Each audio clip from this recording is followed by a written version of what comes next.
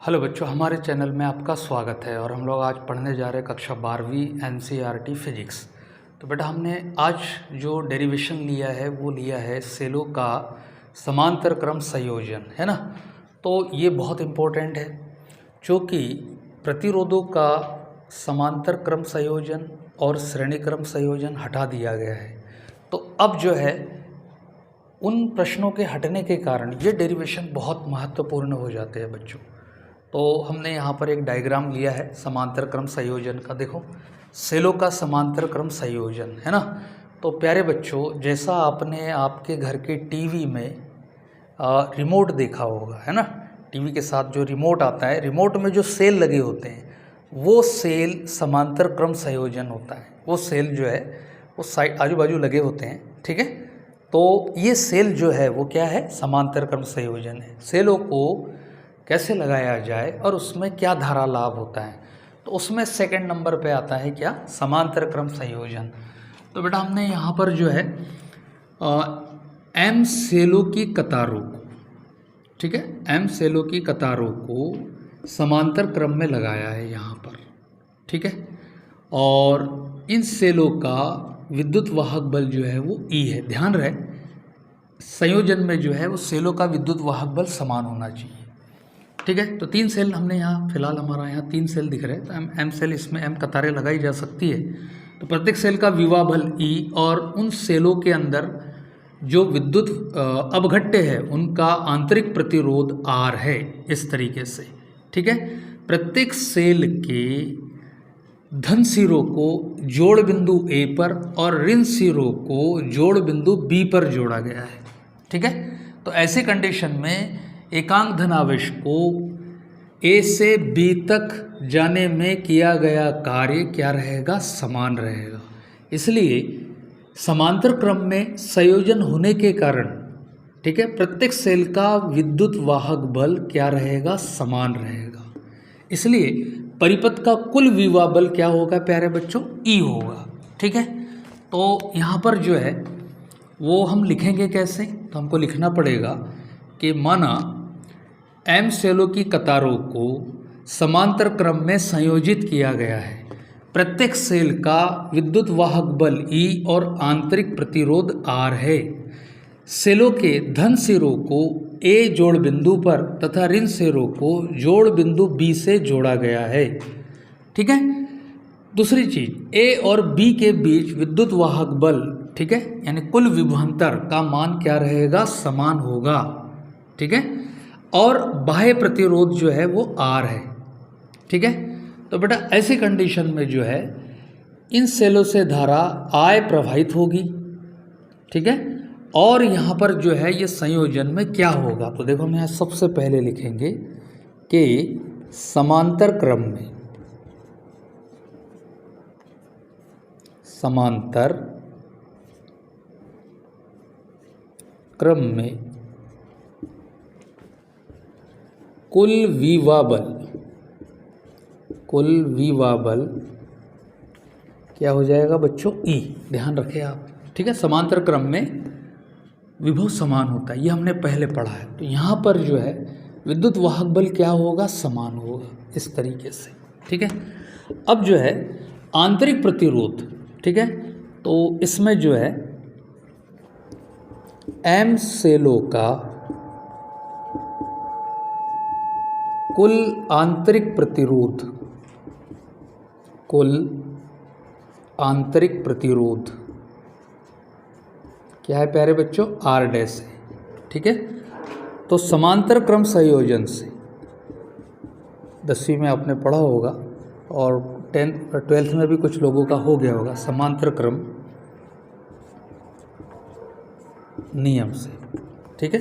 क्या हो जाएगा प्यारे बच्चों, 1/r dash is equal to 1/r plus 1/r plus 1/r से लेकर कहाँ तक, m तक, ठीक है।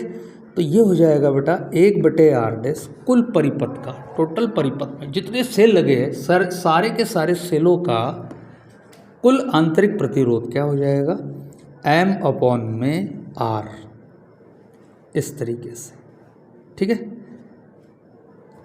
तो आर डैश हो जाएगा आर अपॉन में एम, इस तरीके से हम इसको लिख सकते हैं। ठीक है, अब यहाँ पर जो है परिपथ का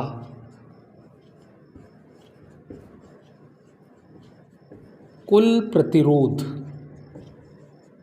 तो कुल प्रतिरोध हो जाएगा बेटा, बाह्य प्रतिरोध हमने जोड़ा है इसमें, बाह्य प्रतिरोध प्लस कुल आंतरिक प्रतिरोध, कुल आंतरिक प्रतिरोध, ये हमने लिख लिया है। ठीक है, तो कुल प्रतिरोध हो जाएगा बेटा R प्लस यहाँ हो जाएगा R dash, R plus R dash क्या है हमारे पास में, स्मॉल r अपॉन में m, इस तरीके से। ठीक है, अब चलते हैं बेटा किस में, ओम के नियम में।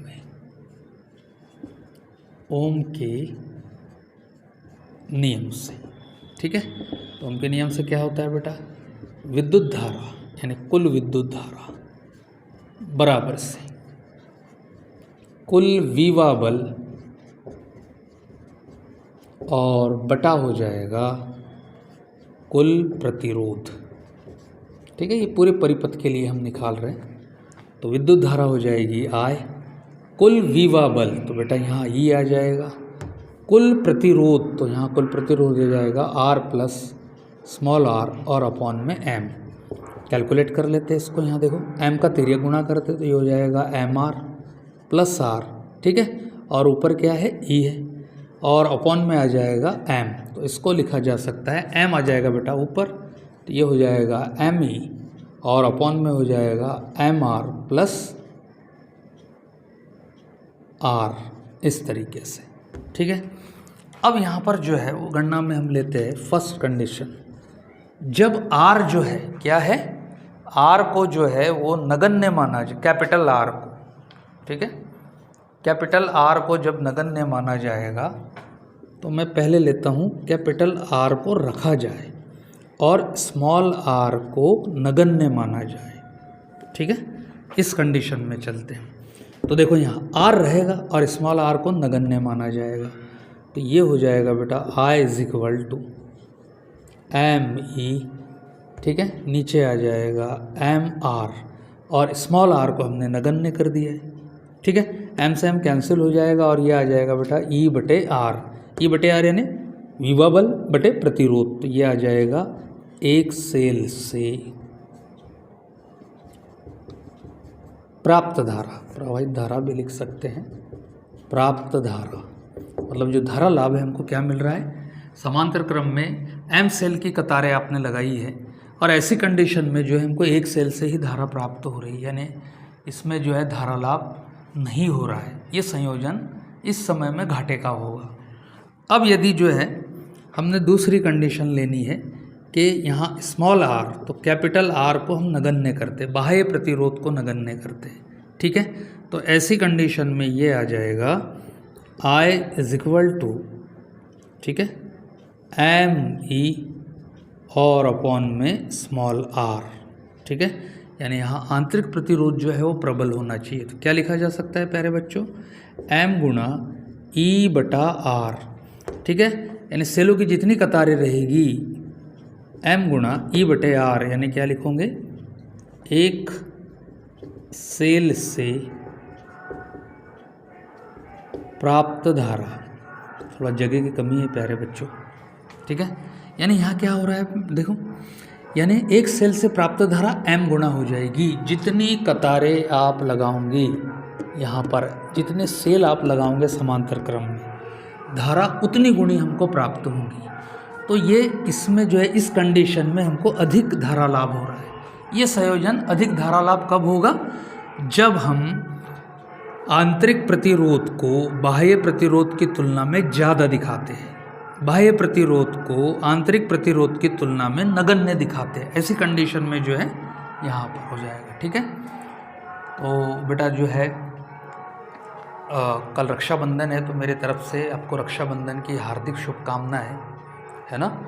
और आप जो है इस रक्षाबंधन के पावन पर्व पर सभी बहनें और सभी भाई बहुत तैयारी करें, बहुत मेहनत करें ताकि आने वाला रक्षाबंधन 11th में मैथमेटिक्स में आपका जाए और आप नीट या JEE जैसी तैयारियों में शामिल रहे, है ना। तो बेटा मैं यही आप लोगों के लिए दुआ करता हूँ कि आप जो है बेहतरीन से बेहतरीन तरीके से तैयारी करें, अच्छी मेहनत तैयारी करें, लगन से तैयारी करें, खूब तैयारी करें और मेरे वीडियो को बहुत देखें और कमेंट्स करें, लाइक करें, शेयर करें, है ना। तो बेटा यही मैं कहूँगा कि फूलों का तारों का सबका कहना है, एक हजारों में मेरी बहना है। God bless.